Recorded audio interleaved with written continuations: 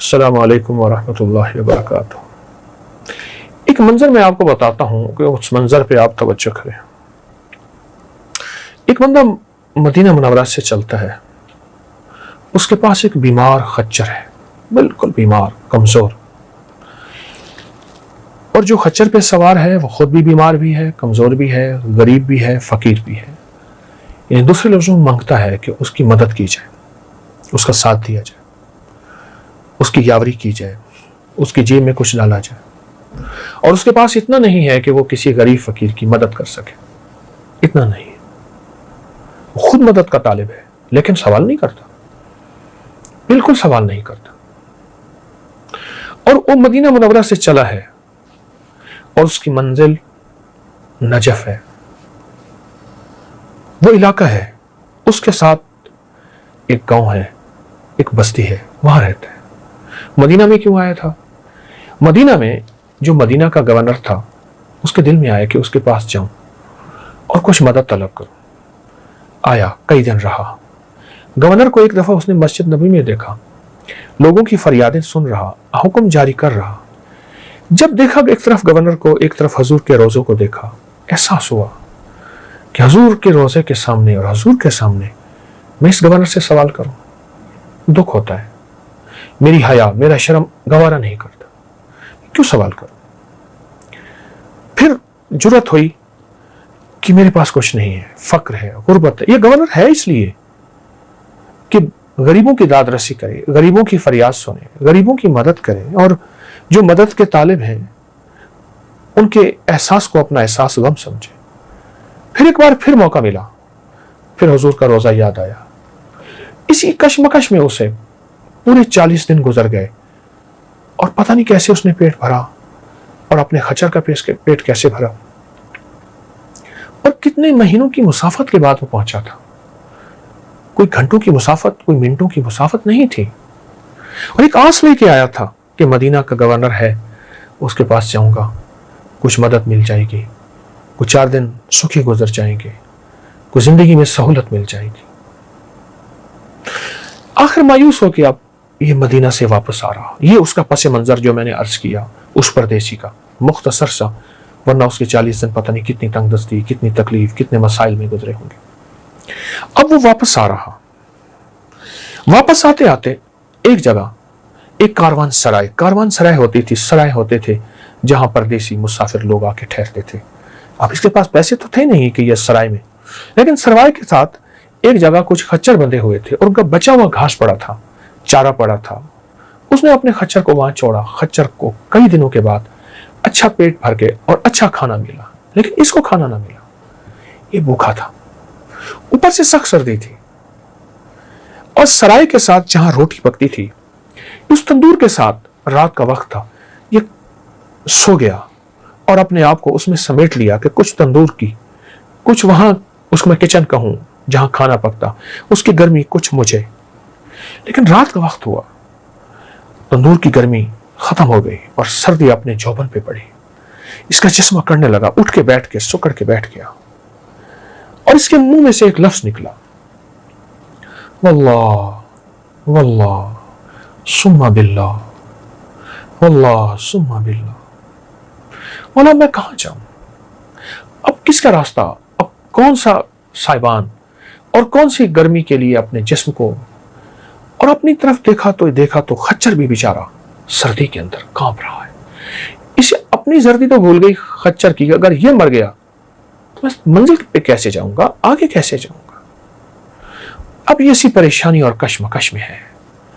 واللہ ثم باللہ، میں تو الفاظ بیان کر رہا ہوں، آپ سوچیں جس کی یہ حالت ہو کہ تن پہ پھٹے پرانے کپڑے ہوں، جیب خالی ہو، پیٹ بھوکا ہو، آدمی بھوکا ہو تو سردی ویسے زیادہ لگتی ہے، اور پردیس ہو، مسافرت ہو، اور کاروان سرائے میں سب بہترین زندگی میں سو رہے ہیں، ان کی سواریوں کے اوپر بھی گرم کپڑے کہوں، چادریں کہوں، اور ایک وہ سواریاں بھی ایک چھت کے نیچے ہیں۔ اس کے پاس نہ سواری کی چھت ہے، اور اس کے پاس نہ اپنی چھت ہے، اس کے پاس نہ کھانا ہے، اس کے پاس نہ گرم کھانا یا مشروب ہے، اس کے پاس کچھ بھی نہیں ہے۔ سواری نے پھر بھی کچھ نہ کچھ کھا لیا ہے، اس کی حالت کیا ہوگی؟ اس کے حالات کیا ہوں گے اور یہ کس قسمہ پرسی میں کس تنگ دستی میں ہوگا اور کس انداز سے اس نے واللہ ثم باللہ اس نے کس انداز سے بیان کیا ہوگا میں وہ نقشہ نہیں کھینچ سکتا. یاد رکھیے گا الفاظ کا ترجمہ ہوتا ہے جذبات کیفیات کا ترجمہ نہیں ہوتا. یہ میں بات پھر دوہرا رہا ہوں الفاظ کا ترجمہ ہوتا ہے جذبات اور کیفیات کا ترجمہ نہیں ہوتا. اب اس نے پھر یہ بات کہی اب درد کے ساتھ اس کی بات کہی اور غم کے ساتھ اس نے یہ بات کہی. اس کو محسوس ہوا کہ میرا جسم گرم ہونا شروع ہو گیا ہے. اس نے دائیں بائیں دیکھی کوئی گرم ہوا چلی ہے. اسے خیال ہوا کہ تندور میں سے گرم ہوا نکلی تندور تو ٹھنڈا ہو چکا تھا. کہاں سے چیز ملی؟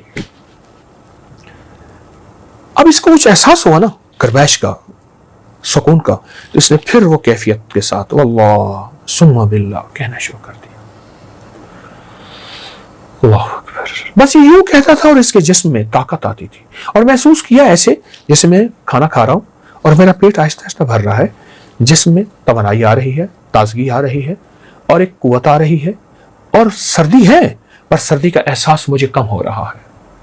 اور اس نے اپنی نظروں سے جب اپنے خچر کو دیکھا تو اس کے اندر بھی کپکپاہٹ کم ہو رہی ہے. وہ عین سردی کے اوپر ہے کپکپاہٹ کم ہو رہی ہے. اس نے محسوس کیا کہ اس لفظ کی کوئی تاثیر ہے اور اس لفظ کو کوئی طاقت ملی ہے اس لفظ کو کوئی قوت ملی ہے. اس نے پڑھنا شروع کیا. پڑھتے پڑھتے نا کچھ سکون ملا تو اس کو اونگ آ گئی. اس نے اونگ میں دیکھا کہ کچھ لوگ ہیں ان میں آگے ایک شخص ہے اور وہ اس کو تھپکی دیتے ہیں کہتے ہیں ہمارے گھر سے تمہیں یہ لفظ ملا تھا اور اس کو پڑھتا رہے اس کو نہ چھوڑ اور یہی لفظ تجھے منزل پہ پہنچائے گا اور مدینہ کے گورنر کے ساتھ تو نے اچھا کیا سلام نہیں کیا. مجھے میرے حضور نے بھیجا ہے صلی اللہ علیہ وسلم. جا ایک سائل آیا تھا اور میرے حیا اور غیرت کی وجہ سے اس نے گورنر سے سوال نہیں کیا تھا. اس کو کہے یہ لفظ ہمارے گھر سے ملا ہے اور میں اس کی خاص تاثیر اور اجازت دیتا ہوں اور خاص توجہ دیتا ہوں. اس کو پڑھ تجھے منزل ملے گی تجھے رزق ملے گا جو تو صحت ملے گی تیری سواری کو صحت اور کھانا ملے گا اور تجھے جا آج کے بعد تونگری مل گئی. اس کی آنکھ کھلی نا تو اس نے تازگی دیکھی. اب سوچنے لگا ہے کون یہ؟ بہت ساری نورانی روحانی اور نوری ہستیاں تھیں. ہے کون؟ اب اس کیفیت میں تھا لیکن اس نے پھر پڑھنا شروع کیا. پڑھتے پڑھتے اس ایسے محسوس ہوا بستر بچھ گئے ہیں اور اس کو نیند آ گئی اور محسوس ہوا کہ ایک بہترین نرم بستر مخمل کا ریشم کا کیم خواب کا. سو گیا. بس سویا ہی تھا وہ قافلہ پھر سامنے آیا. کہا ہمارا نام پوچھتا ہے. ہم سارے بقی کے رہنے والے ہیں آل رسول ہیں اصحاب رسول ہیں اور پھر ایک ایک کا نام بتایا اور جو نام بتا رہے تھے وہ امام حسن تھے رضی اللہ تعالی عنہ سلام اللہ رضوان اللہ تعالی علیہ اجمعین. امام حسن تھے. فرمایا تجھے یاد ہے کہ تیرا والد ایک دفعہ ہمارے پاس آیا تھا اور ایک دم اس کا نقشہ کھینچا کہ اس کا والد ہے. امام حسن کی خدمت میں حاضر ہوا اور ان سے عرض کیا میرے حالات درست ہو جائیں. تو فرمایا امام حسن اب خواب میں سارا نقشہ ہے. فرماتے ہیں تیرے حالات درست ہو جائیں گے پر اللہ نے تیرے لیے خیر اسی میں رکھی ہے. تھوڑے مال اور دولت میں اللہ کے پاس چلا جا وسعت تیرے بیٹے کے پاس ہے اور پھر اس کی نسلوں کے پاس ہے خوشحالی وسعت. اور یاد رکھ تیرا بیٹا مدینے آئے گا 40 دن یہاں گزارے گا حضور کے حیا اور شرم کی وجہ سے غیرت کی وجہ سے کسی سے سوال نہیں کرے گا. پھر اسے ایک لفظ عطا ہوگا غیب سے وہ ہوگا واللہ ثم باللہ. وہ لفظ عطا ہوگا. اس لفظ کے بعد اس لفظ کو اس کی وجدان کی کیفیت میں عطا ہوگا درد کی کیفیت میں عطا ہوگا. لیکن پہلے اس کی آزمائش لی جائے گی 40 دن غربت سے تنگ دستی سے بیماریوں سے دکھوں سے نہ کھانا نہ دوا نہ پینا نہ سکھ نہ آرام. لیکن وہ ہمارے مدینے میں باوقار ہو کے رہے گا اور حرمت مصطفیٰ عزت مصطفیٰ کا خیال رکھے گا پاس کرے گا اور ان کا لحاظ رکھے گا. اس حرمت مصطفیٰ عزت مصطفیٰ سے مصطفیٰ کا گھرانہ آئے گا اور اس کا ساتھ دے گا. کملی والے کا گھرانہ آئے گا صلی اللہ تعالی علیہ وسلم اس کا ساتھ دے گا. اب یہ خواب میں سارا نقشہ والد کا دیکھ رہا ہے. اچانک والد کا نقشہ ختم ہوا. اس کی آنکھ کھلی اچھا والد نے ایک دفعہ یہ بات بتائی تھی مجھے اور مجھے تو بھول گئی. یہ سارا نقشہ وہی دہرایا گیا ہے. اس نے صرف کملی والے اللہ کے نبی علیہ الصلوۃ والسلام، اس کے آل اصحاب اور اس کے آل کا حیا کیا تھا، بس حیا کیا تھا اور ان کا لحاظ کیا تھا. میں حضور کے روزے کے سامنے کسی اور سے سوال کروں؟ گورنر لوگوں کو اشرفیوں کی تھیلیاں دے رہا تھا، حکم جاری کر رہا تھا، اتنی دے دو اس کو، اتنی دے دو اس کی، اور پوری اس کی مملکت سے لوگ آئے ہوئے تھے اور وہ سب کی داد رسی کر رہا تھا، اور اس وہ گورنر تھا ہی داد رسی کے لیے.